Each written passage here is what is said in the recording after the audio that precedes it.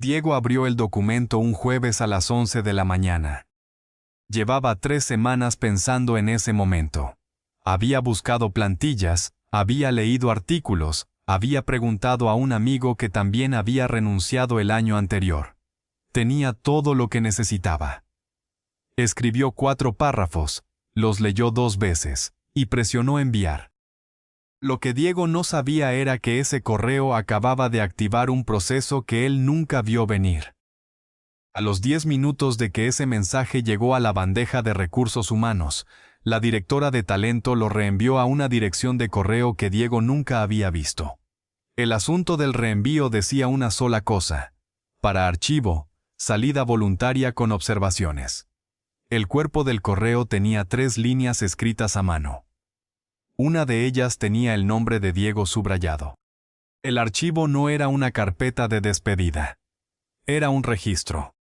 En la mayoría de empresas medianas y grandes de la región existe lo que internamente se llama un registro de salidas con calificación. No es un documento oficial. No aparece en ningún manual de empleados. No se menciona en la inducción. Es una base de datos administrada directamente por el área de recursos humanos, a veces por el director de talento, a veces por el gerente general, dependiendo del tamaño de la organización. Cada vez que alguien renuncia, se abre una entrada. Esa entrada incluye el motivo declarado, el motivo real según la percepción del área, el nivel de conflictividad de la salida, y una calificación informal que va desde recontratación posible hasta no procede bajo ninguna circunstancia.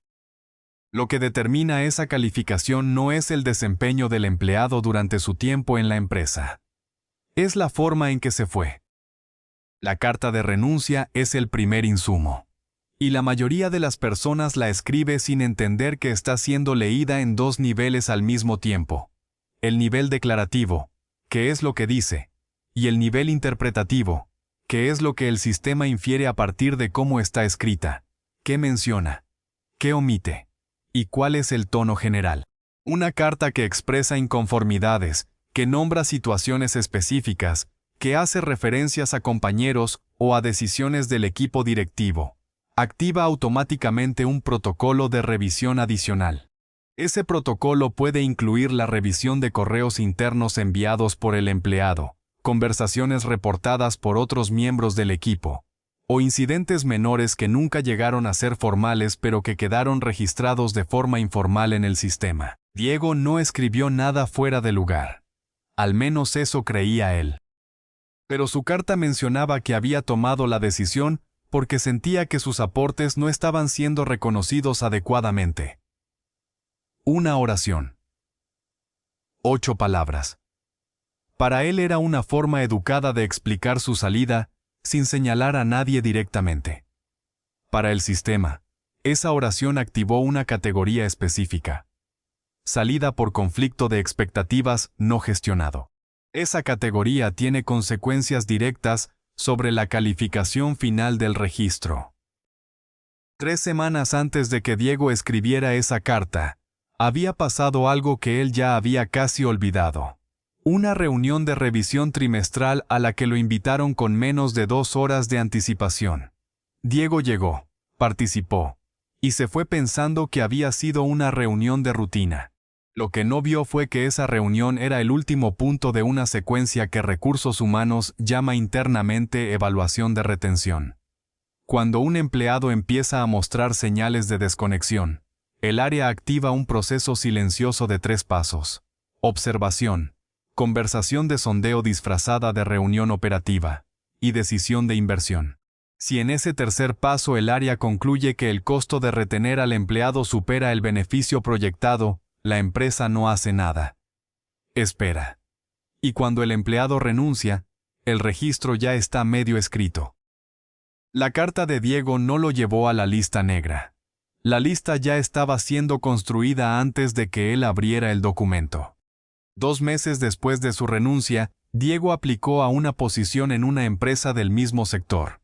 El proceso avanzó bien.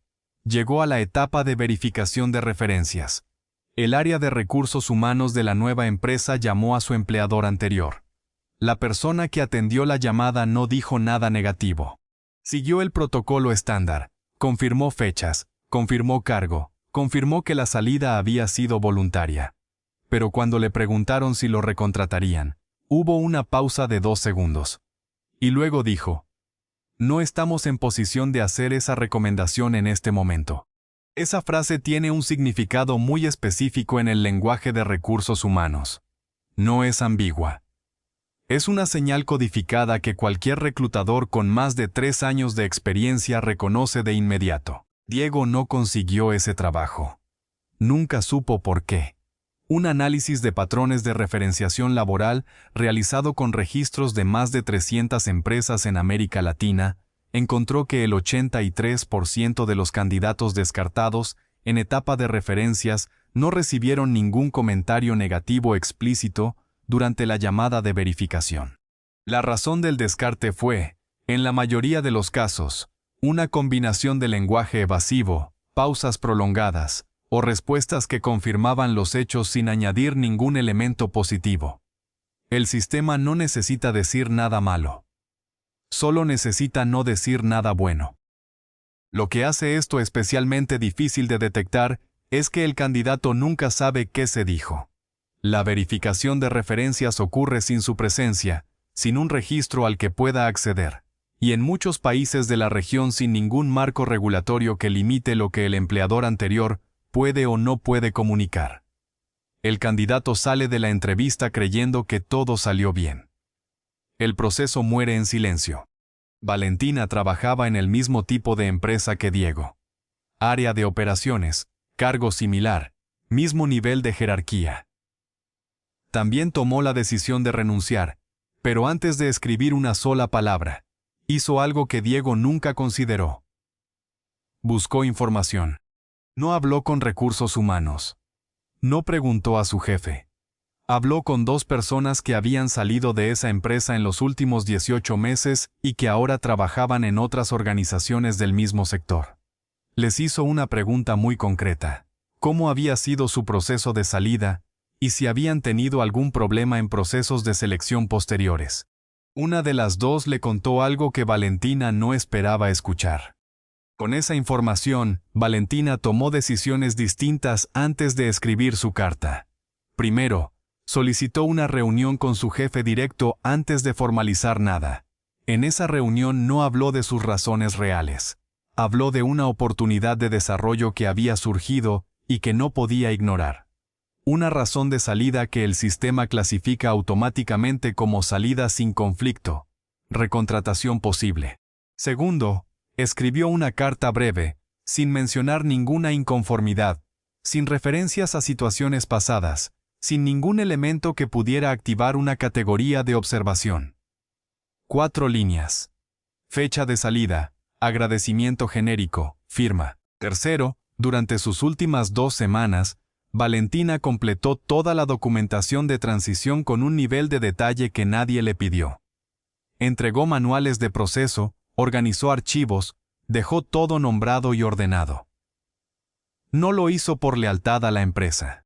Lo hizo porque sabía que esa parte también se registra, y que el nivel de colaboración durante la salida es uno de los factores que determina la calificación final del registro. 4 meses después, Valentina pasó sin problemas la verificación de referencias en 2 procesos de selección distintos. En uno de ellos, la persona de recursos humanos que había coordinado su salida respondió la llamada de verificación y añadió, sin que nadie se lo pidiera, que si alguna vez Valentina quisiera volver, sería bienvenida. Esa frase vale más que cualquier carta de recomendación formal. Lo que separa a Diego de Valentina no fue el desempeño. No fue la trayectoria. No fue la actitud durante los años que estuvieron en la empresa. Fue una sola variable. Valentina entendió que la renuncia no es el final del vínculo con una organización. Es el último registro que esa organización hace sobre ti. Y ese registro, a diferencia del resto de tu historial, es el que más fácilmente puede ser consultado por alguien que todavía no te conoce. La renuncia es el único momento de tu relación laboral en el que tienes control total sobre cómo quedas archivado. Antes de ese momento, el sistema registra cosas sin preguntarte.